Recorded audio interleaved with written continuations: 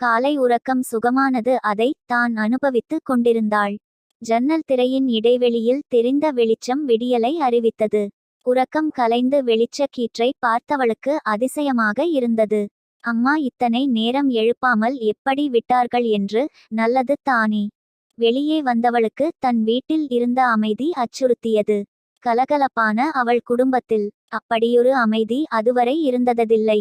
ஹாலில் அப்பா யாருடனோ கைபேசியில் பேசிக் கொண்டு இருந்தார். மகளின் குழப்பமான முகத்தை பார்த்தவர் போனை கட் செய்து விட்டு மகளின் அருகே வந்தவர், என்னம்மா என்றார் பாசமாகட. அப்பா என்னாச்சிட? வாடா, ரூமிற்கு போகலாம். அப்பா, தருண் எங்கே? எல்லாரும் உள்ளே தான் வா. தங்களுடைய அறைக்கு மகளை கைப்பிடியாக அழைத்து கொண்டு சென்றார். அங்கே தான் அனைவரும் இருந்தனர். தாத்தா பாட்டி உட்பட. அம்மா முகம் அமுதழுது விங்கி இருந்தது. அம்மா என்றும் இல்லாத வகையாக அப்பாவை பார்த்த உடன் முகத்தை திருப்பிக் கொண்டாள். அதை பார்த்தவளுக்கு காரணம் புரியவில்லை. யாரும் பேசவுமில்லை. தன் தம்பியை வெளியே வருமாறு செய்கை செய்தாள். அப்பா தன் பேச்சை துவங்கினார். தாத்தாவுடன்ட அப்பா, தம்பிக்கு போன்ல சொல்லிட்டேன், கிளம்பி வரேன்னு சொல்லிட்டான். பிள்ளைகளுக்கு தேவையானதை செய்துகிட்டு கிளம்பலாம். ரெடியாக ஆரம்பிச்சிருங்க. சரிப்பா, நீ சொன்னா சரிதான் என்று சொல்லி விட்டு தாத்தா பாட்டி அத்தை எல்லோரும் வெளியே சென்றார்கள். தம்பியை அழைத்து கொண்டு தன்யா வெளியே வந்தான். டேயிட்ட தருண், என்னடா விஷயம்? அம்மாக்கு சீரியஸ் அப்படின்னு மிட்நைட் போன் வந்துச்சாம். அப்பா காலையிலே கிளம்புவோம் அப்படின்னு அம்மா கிட்ட சொன்னாங்களாம். அதுக்கு தான் முகத்தை திருப்பிக்கிட்டு இருக்காங்க. யாருடா போன் செஞ்சது? அவங்க தான் பேச மாட்டாங்களே என்ற கேள்விக்கு அவன் அப்பா பதில் தந்தார். இரண்டு குடும்பத்திற்கு பொதுவா சொந்தக்காரங்க தான் சில சமயங்களில் பேசிட்டு இருந்தாங்க. இப்ப உங்க பெரிய மாமா போன் பண்ணி பேசினாரு. சரி போவோம், எப்படியும் சில நேரங்களில் பல விஷயங்களை மறக்க தான் செய்யணும். நீங்களும் கிளம்புங்க. அப்பாட, நீங்க ஏன் டல்லா இருக்கீங்க? ஒண்ணுமில்லடா தன்யா, நீ கிளம்பு. அப்பாவின் தன்யா என்ற அழைப்பிலே அவர் டென்ஷன் ஆக இருக்கிறார் என்பதை தெரிந்து கொண்ட தன்யா அமைதியாக கிச்சனுக்கு செல்கிறாள். அவர்கள் குடும்பம் வசதியானது. தாத்தா அந்த காலத்திலே போலீஸில் உயர் அதிகாரியாக இருந்தவர். கிருஷ்ணன் தான் அவரது பெயர். தமிழரசி அவளது பாட்டி. இவர்களது பிள்ளைகள் மூத்தவர் மரகதம். சிறு வயதிலே கணவனை இழந்தவர். குழந்தைகள் கிடையாது. அடுத்தவர் தன்யா. தருணின் அப்பாவனா ராமச்சந்திரன். இவரது மனைவி தேவகி.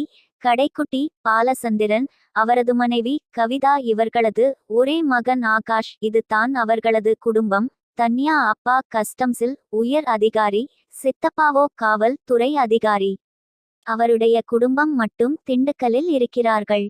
தன்யாவின் குடும்பம் தாத்தா பாட்டி அத்தையோடு ஒரே குடும்பமாக உள்ளது. பூர்வீக வீட்டில் உள்ளனர். சமையல் செய்ய வரும் ராசாத்தியிடம் சொல்லி காபி கலந்து கொண்டு வந்து கொடுக்கிறாள். அக்கா, அம்மா அப்பாவிற்கு உனக்கு தேவையானதை எடுத்து வை. தம்பி வரவும் நாம கிளம்பணும். காலைக்கு டிபன் செய்ய சொல்லு. சாப்பிட்டு முடிச்சிட்டு கிளம்புவோம். எப்பா, ராமு சொல்லுதேன்னு சங்கடப்படாதே. தேவகியும் இத்தனை வருஷமா அங்க போகாம தானே இருந்தா. இப்படின்னு சொல்லும் போது போகாம இருக்க முடியுமா? அது மட்டுமில்லாம அவுக அண்ணன் தான் கூப்பிட்டு சொன்னாங்க. நீ அவகிட்டே கொஞ்சம் ஆறுதலா பேசுப்பாட. அது அவ அமுதவுடனே சரின்னு சொல்லிட்டேனே. பிறவு ஏன் முகத்தை தூக்கி வைக்கணும்? அம்மாக்கு ஒண்ணு அப்படின்னா பிள்ளைக்கு வருத்தம் இருக்கிறது. சகஜந்தான். நீ முதல்ல கிளம்பு. தனும்ம காலேஜ்க்கு எதுவும் தகவல் சொல்லணுமா என்ற அப்பாவிடம், இல்லப்பா, அபிதாக்கு போன்ல சொல்லிட்டேன். 2 days தான் கிளாஸ் இருக்கும். அப்புறம் ஸ்டடி ஹாலிடேஸ். அதனால் பிரச்சனை இல்ல மஹீம். தருண் கொடுத்து வைச்சவன். எக்ஸாம் முடிஞ்சே லீவே விட்டாச்சி. கவலை இல்லாதவன். அக்கா, இது எல்லாம் டூமச் எனக்கு. அடுத்து 10th கோச்சிங் ஆரம்பிச்சிருவாங்க. நீ தானே இந்த வருஷத்தோட படிப்பே முடிக்க போற. அதுக்கு ஏண்டா அழுகிற? நீ லேட்டா பிறந்தா நானா பொறுப்பு? இப்ப வருத்தப்பட்டு ஆக போறது என்ன?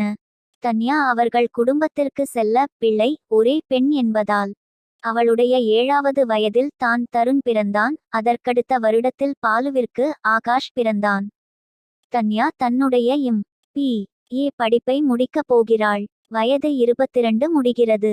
படிப்பை முடிக்காமல் திருமணம் செய்ய மாட்டேன் என்று உண்ணாவிரதம் இருந்தவள் தன்னுடைய கனவான M.P.A படிக்க தொடங்கிய உடன் மாப்பிள்ளை வீட்டார் பெண் கேட்டு அனுப்பினர்.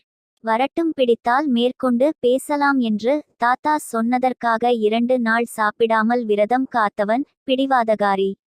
எலுமிச்சை நிறம், இடுப்பை தாண்டி விழும் கருகரு கூந்தல், பெரிய கண்கள், நேர் மூக்கு, பார்த்தவுடன் திரும்பி பார்க்கச் சொல்லும் அழகு, சிரிந்த முகம், துடுக்கு பேச்சு, இது தான் இவளது அடையாளம்.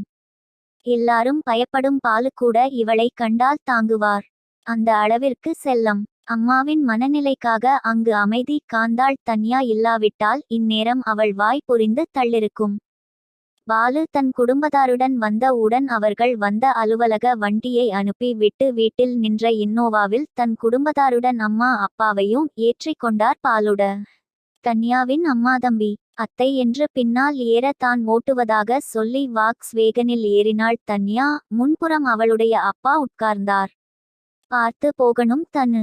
அப்பா, பைபாஸ் போகும் வரைக்கும் டிராபிக் இருக்கும், அப்புறம் ஒரே ரோடு தான் திருநெல்வேலி வரைக்கும், பின்னே நீங்க பாதை காட்டுங்க.